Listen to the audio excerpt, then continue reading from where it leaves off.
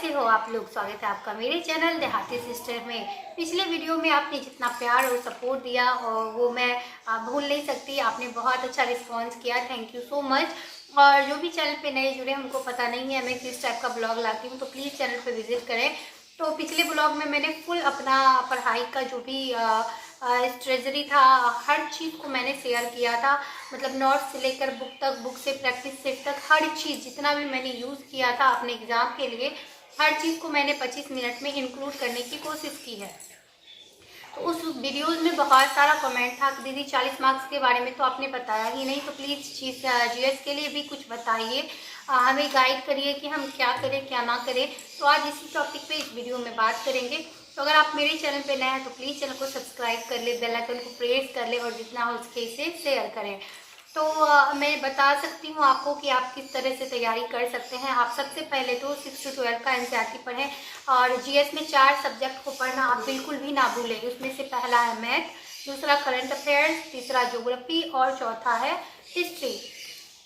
सबसे पहले मैं मैथ की बात करूंगी। मैथ प्रैक्टिस का चीज़ होता है, आप जितना प्रैक्टिस करेंगे, हर प्लेटफॉर्म से बहुत सारा प्रकाशन का बुक आता है, प्रैक्टिस सेट आता है, आप उनको ले और उसको लगाना स्टार्ट कर दें। उसमें पीछे सॉल्व भी दिया होता है। अगर समझ नहीं आता तो आप किसी का यूट्यूब जैसे कोर्स लिए होंगे तो वो समझाते हैं ट्रिक के माध्यम से, तो आप उनको पढ़ पाएंगे। मैंने किसका कोर्स लिया था ये भी बहुत लोगों ने सवाल पूछा था, तो मैं बता देती हूँ। मैंने ऑफिसर एकेडमी का कोर्स लिया था, वो अच्छा पढ़ाते हैं। और फर्स्ट टाइम अगर आप एग्ज़ाम दे रहे हैं तो मेरा सजेशन माने तो एक बार कोर्स ज़रूर लें। कोर्स लेने से पहले क्या होता है मैं ये बता दूँ, फिर मैं टॉपिक पे आऊँगी। जैसे फर्स्ट टाइम आप एग्ज़ाम दे रही हैं तो आप जीरो पे खड़ी हैं, जैसे मैं थी पॉलिटिकल साइंस में और भी बहुत सब्जेक्ट में।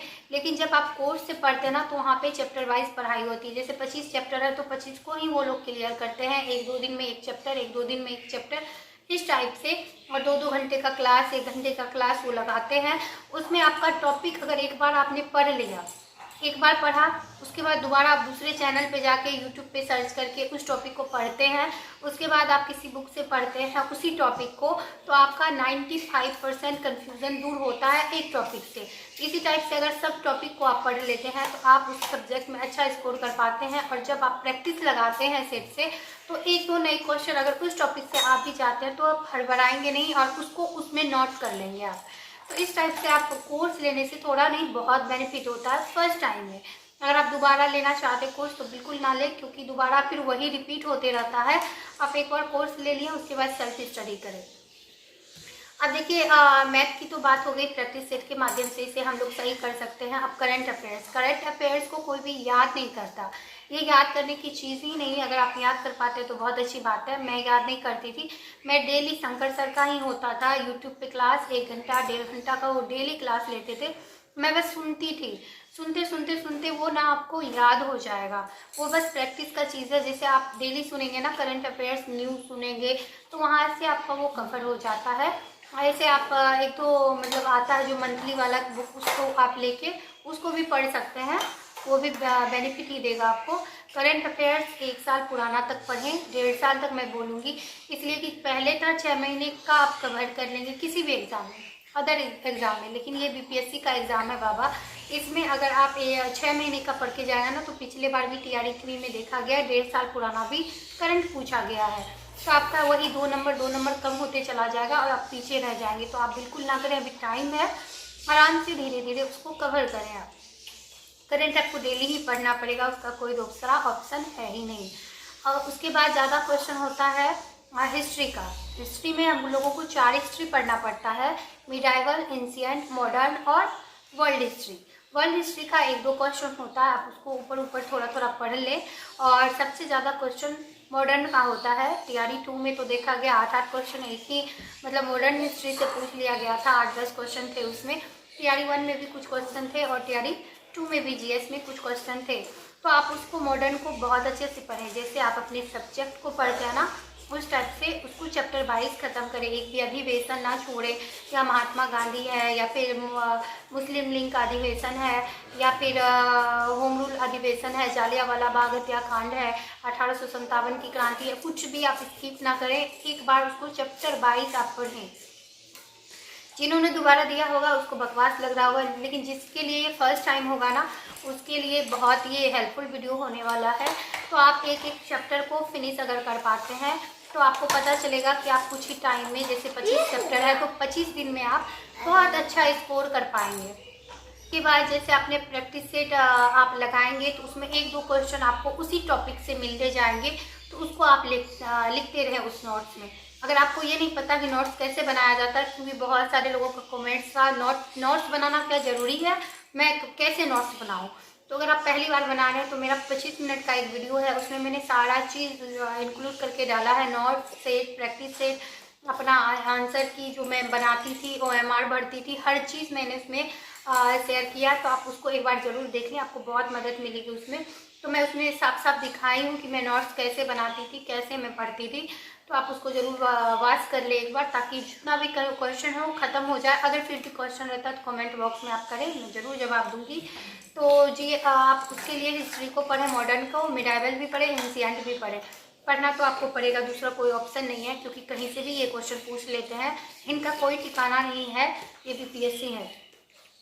अगर आपका कोर्स खत्म हो जाता है तो फिर क्या करें, आप 6 to 12 का NCERT एक बार अभी से स्टार्ट करेंगे ना ये सब। जैसे एक चैप्टर मैंने NCERT का पढ़ा, फिर एक कोर्स का पढ़ लिया, इस टाइप से आपको 7-8 घंटे तो पढ़ना ही पड़ेगा। उससे कम पढ़ते हैं तो फर्स्ट टाइम अगर आप दे रहे हैं तो बिल्कुल आपका नहीं होगा सिलेक्शन। थोड़ा सा बुरा लग सकता है आपको, लेकिन एग्ज़ाम में आप सर पकड़ के बैठे रहेंगे। तो 6 to 12 का NCERT भी पढ़ें, मॉडर्न का मैंने बोला, और हिस्ट्री में आप तीनों को, मॉडर्न, मिडाइवल, एंशिएंट को पढ़ लें, और ज्योग्राफी को पढ़ें। ज्योग्राफी के लिए मैंने ऑफिसर एकेडमी से ही पढ़ा था, और मैंने चैप्टर वाइज पढ़ा था GS के लिए। किसका? अंकित सर का। अंकित सर बहुत अच्छा पढ़ाते हैं, पहले अमित सर पढ़ाते थे यहाँ पे, लेकिन फिर अभी अंकित सर पढ़ा रहे हैं, वो भी अच्छा पढ़ा रहे हैं। किसी ने बोला क्या मैराथन देखने से ऐसा मतलब सफल हो जाएगा, आप तो बोलते मैराथन देखो और पास हो जाओ, ऐसा मैंने किसी वीडियो में नहीं बोला। आप एक बार सब वीडियो को जाके देख लें। मैं ये बोली कि जब आपका सारा चीज़ कंप्लीट हो जाता है, जितना चीज़ मैं बोलती हूँ कोर्स वाला, फिर 6 to 12 NCERT, फिर मैं बोलती हूँ लूसेंट कि आप इसको भी पढ़ें चैप्टर वाइज। जैसे ज्योग्राफी पढ़ना है तो ज्योग्राफी को चैप्टर वाइज किससे भी पढ़ लें आप।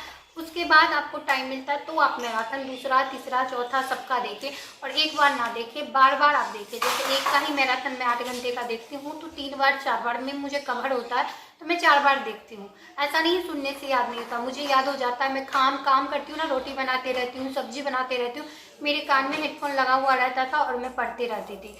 तो ऐसे आप मैराथन, तभी तो हम लोग कॉपी किताब से पढ़ नहीं सकते हैं, तो मैराथन ही देख सकते हैं। तो मैं उस टाइम के लिए कुछ मैराथन को डाउनलोड रखती थी और बार बार उसको रिवीजन करती रहती थी। ऐसा नहीं सिर्फ मैराथन देख के क्वालिफाई कोई हो जाता है।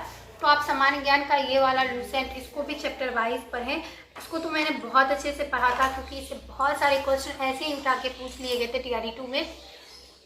जैसे मुझे 1-2 ही याद रह पाते हैं। जैसे अकबर का अंतिम अभियान कौन था? सिरगढ़ का अभियान 1621 में हुआ था।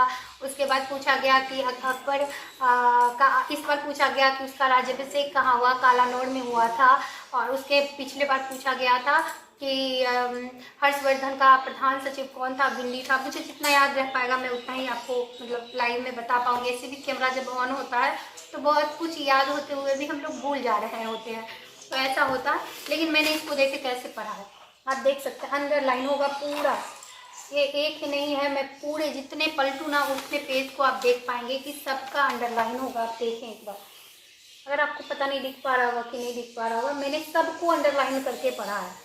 ऐसे मेरे बुक में अगर आप मैं दे दूँ ना तो पूरा आप बोलेंगे इतना घिस के पढ़ती है, लेकिन बुक को आप साफ रख के क्या करेंगे? अगर आपका सिलेक्शन ही नहीं होगा और बुक आपका साफ़ सुथरा होगा तो क्या फ़ायदा है इसका? तो आप पढ़ें जैसे आपको हो, पेन से, पेंसिल से। मैं पेंसिल से इसलिए लगाती कभी भी मैं इसको इरेज करके साफ कर पाऊँगी, तो आपको जैसे सुविधा हो उसको लगाएं। और पेंसिल से मैं इसलिए भी लगाती थी कि उसको जैसे याद हो गया तो मैं हटा देती थी टिक आउट को, फिर दूसरा अगर नहीं याद हुआ, वो भूल गई तो उसमें लगा लेती थी, और रोज़ उसको एक बार पढ़ती थी। रिवीजन आप जितना करेंगे उतना बेनिफिट। एक पेज पढ़ें लेकिन उसको कन्फर्म करें, 2 पेज भी पढ़ें उसको कन्फर्म करें। ऐसा नहीं पढ़ लिया 50 पेज और याद कुछ भी नहीं रहा। आप मेरा नोट्स जाके देखिएगा, मैंने कैसे छोटे छोटे लिख के उसको रिवीजन मैं करती थी। अगर आप 25 मिनट का वो वीडियो देख लेते हैं ना तो आपका सारा जितना भी डाउट है सब क्लियर हो जाएगा।